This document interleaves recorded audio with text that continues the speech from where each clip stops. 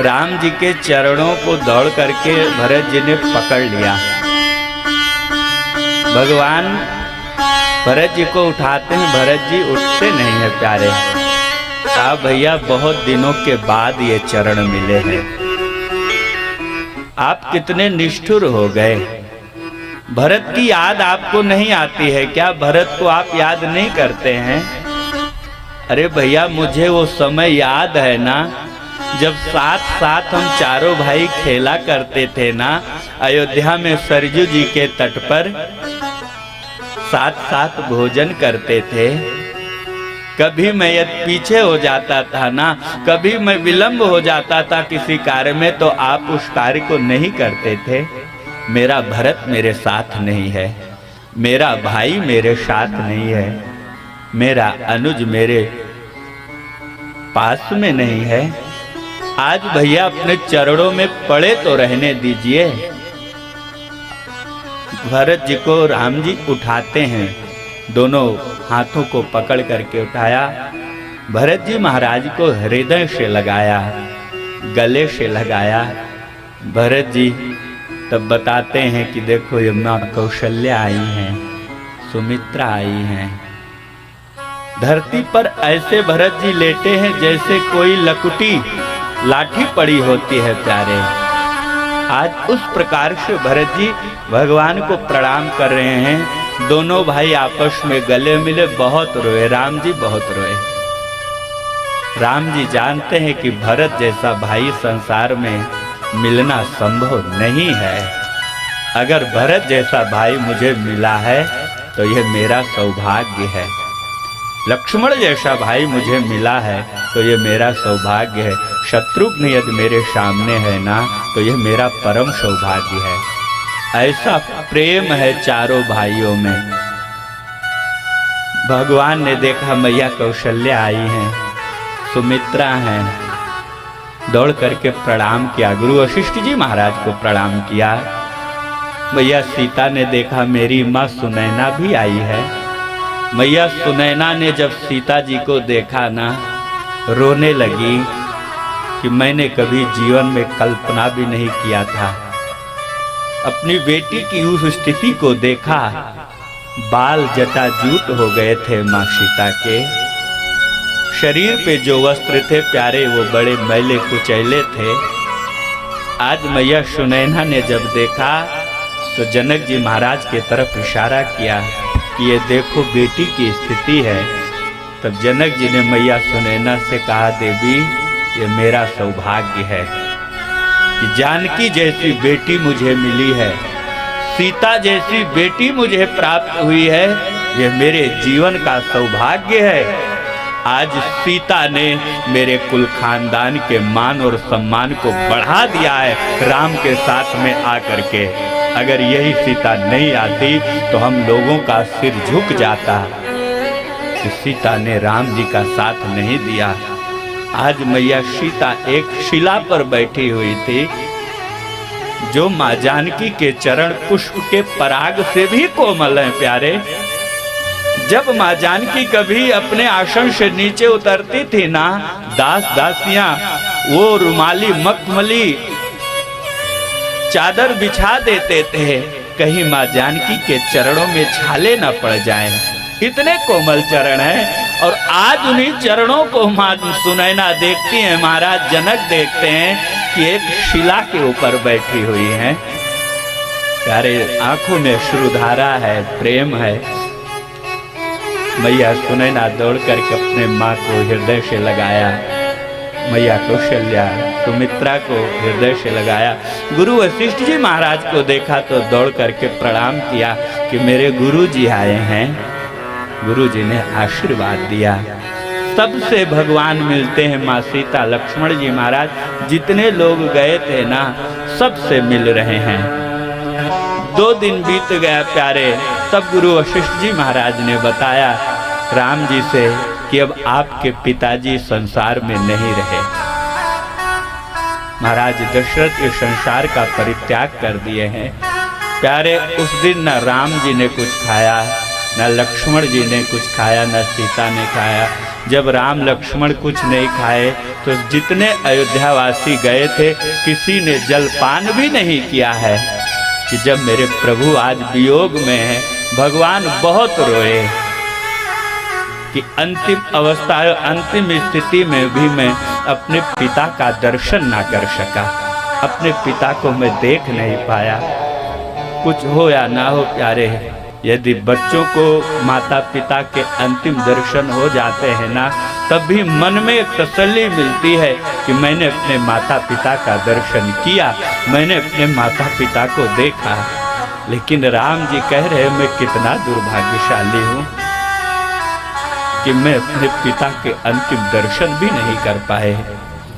फिर राम जी ने क्या किया, गुरु वशिष्ठ जी महाराज की आज्ञा अनुसार ज्येष्ठ पुत्र होने के नाते महाराज दशरथ की संपूर्ण कर्मकांड विधि को राम जी ने भी किया है। उसके बाद में जब देखा 3 दिन बीत गए, अयोध्यावासी कुछ खा पी नहीं रहे हैं, तो राम जी ने गुरु जी से कहा, गुरु जी अब निवेदन है कि आप लोग अयोध्या प्रस्थान करें। भरत जी से कहा, भरत आप अयोध्या जाओ और अयोध्या के राजकाज को संभालो। भरत जी जैसे ये कहा राम जी ने कि अयोध्या की राजगद्दी को स्वीकार करो, भरत जी ने कहा भैया ये धरती रसातल में चली जाएगी। जिस दिन भरत अयोध्या की राजगद्दी को स्वीकार कर लेंगे ये धरती बचेगी नहीं। और भैया मैं शपथ पूर्वक कहता हूँ, मैं कसम खाता हूँ कि जो मेरी माँ कैकेयी ने वरदान मांगे हैं उसमें लेश मात्र भी मेरी सहमति बिल्कुल नहीं है। राम जी ने कहा, भरत मैं जानता हूँ आपकी कोई सहमति, आपकी कोई इच्छा नहीं है। भरत जी ने कहा, भैया यदि मेरी सहमति हो तो माता का वध करने का जो पाप लगता है वो पाप भरत को लगे। यदि मेरी सहमति हो पिता और गुरु का वध करने का जो पाप लगता है वो संपूर्ण पाप भरत के ऊपर आ जाए। भरत जिस प्रकार से शपथ लेते हैं, गौ और ब्राह्मण का वध करने का जो पाप लगता है, भैया यदि मेरी इच्छा रही हो माँ कैकेयी की इच्छा में तो संपूर्ण पाप मुझे लग जाए।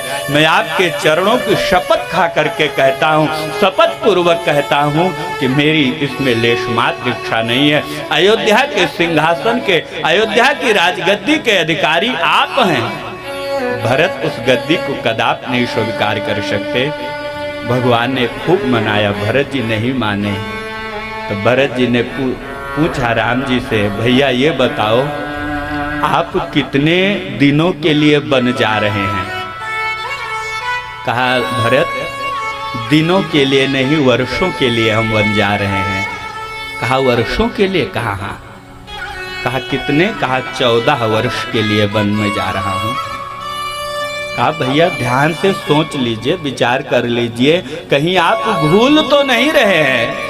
14 दिन तो कहीं नहीं है, आप 14 वर्ष कह रहे हैं। कहा नहीं भरत, 14 वर्षों का ही मुझे वनवास मिला है और जाओ तुम अयोध्या के सिंहासन को स्वीकार करो। तब भरत जी ने कहा था भगवान से, कहा भैया यदि 14 दिन से एक दिन भी, 14 वर्ष से यदि एक दिन भी अधिक हो गया तो अयोध्या के सारे लोग आपको जीवित मिल जाएंगे, लेकिन आपके वियोग में ये भरत अपने प्राणों की रक्षा नहीं कर पाएंगे, अपने प्राणों का परित्याग कर देंगे। भगवान जान रहे थे, अपनी चरण पादुका को दिया। कहा ये ले जाकर के अयोध्या के सिंहासन पर रख देना और राज्यकाज का तुम संचालन करना।